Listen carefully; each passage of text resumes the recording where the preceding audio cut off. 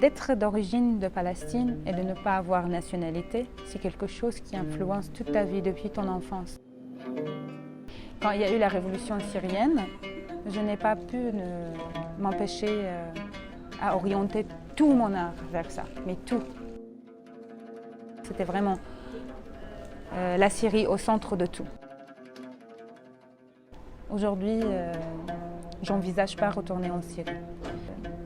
Parce qu'avec un régime pareil, avec la situation actuelle, je ne pourrais pas vraiment pratiquer l'art.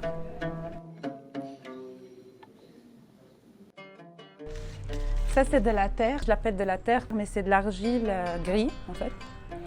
Et qu'avec eux, je fais vraiment les formes, après je fais des copies. Et les copies, je les fais en papier mâché parce que je cherche vraiment la sensation qu'on ressent que c'est comme si du pierre.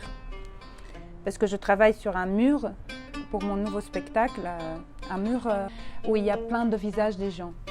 J'avais envie de donner l'impression soit que les murs nous regardent, soit c'est nous qu'on devient comme les murs. J'avais envie de laisser vraiment le public choisir ce qu'il ressent.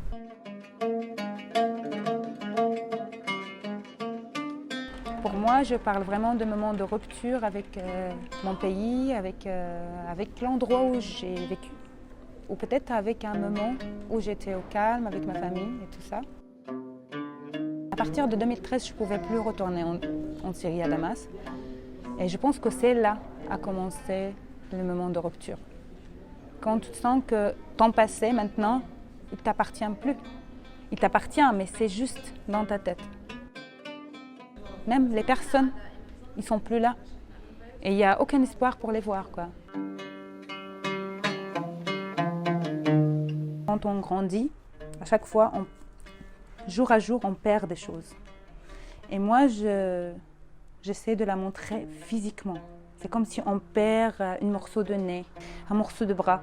Mais quand j'ai commencé à travailler les marionnettes, c'est quelque chose comme la magie.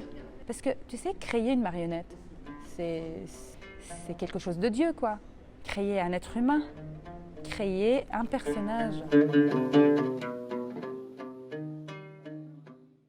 Mais quand même, je travaille pas mal sur des gens qui ont perdu beaucoup dans leur vie.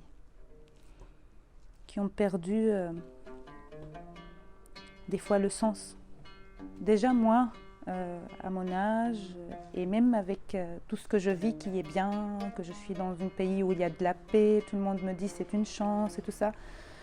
C'est vrai, c'est une chance. Mais des fois, ça ne suffit pas la bonne chance pour être content, pour être satisfait. Des fois, on a juste envie d'avoir un sens de notre vie. Pourquoi on est là? Qu'est-ce qu'on doit faire?